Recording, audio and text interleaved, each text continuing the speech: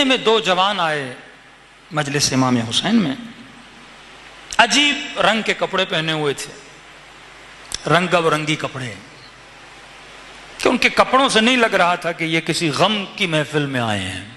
ہر محفل کا ایک لباس ہوتا ہے۔ کہتے آئے اور سیدھا آ کے بیچ مجلس میں بیٹھے، سارے لوگ غور سے امام حسین کا ذکر سن رہے تھے، لیکن یہ مجلس کے بیچ میں بھی آپس میں باتیں کر رہے تھے، اور آدھی مجلس میں مجلس کو چھوڑ کے چلے گئے۔ کہتے مجھے برا لگا، لیکن میں نے کہا کوئی بات نہیں، امام حسین کے عزادار ہیں۔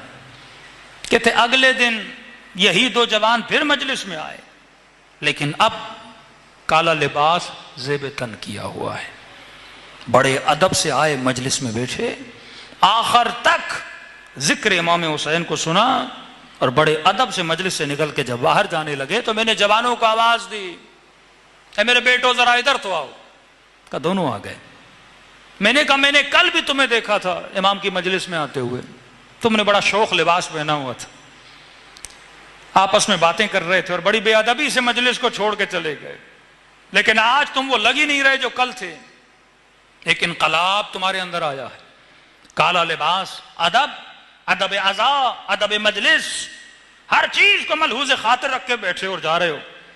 میں جان سکتا ہوں اس تبدیلی کا راز کیا ہے۔ کہتا ہے دونوں جوان کی آنکھوں میں آنسو آ گئے کہ قبلہ کل جب ہم مجلس سے نکلے تو ہم نے سنا تھا کہ مجلس ہو رہی اور مجلس میں کھانا دیا جائے گا، تو ہم مجلس کے لیے نہیں آئے تھے، ہم کھانے کے لیے آئے تھے۔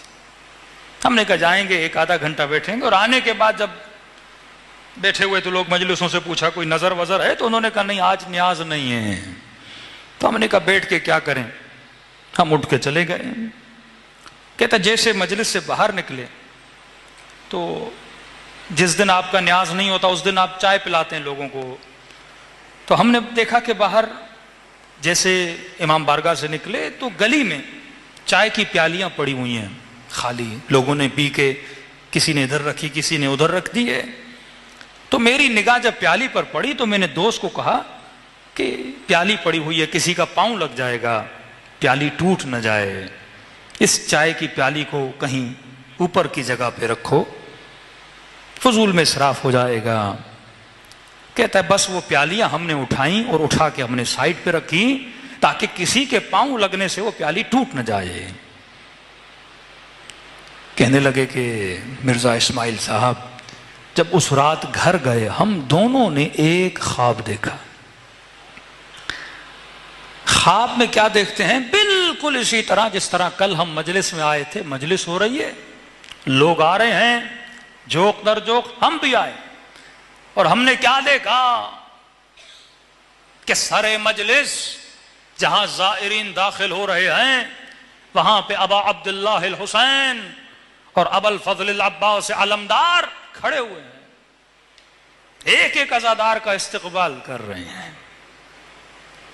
حضرت عباس کے ہاتھ میں ایک ڈائری ہے، ایک فائل ہے اور پین ہے، قلم ہے، اور امام حسین کہہ رہے ہیں جتنے لوگ آئیں سب کا نام لکھتا جا، کون کتنا رویا، کس نے کتنا گریہ کیا، کس نے کس کو چائے پلائی، کس نے کتنا پارٹیسپیٹ کیا۔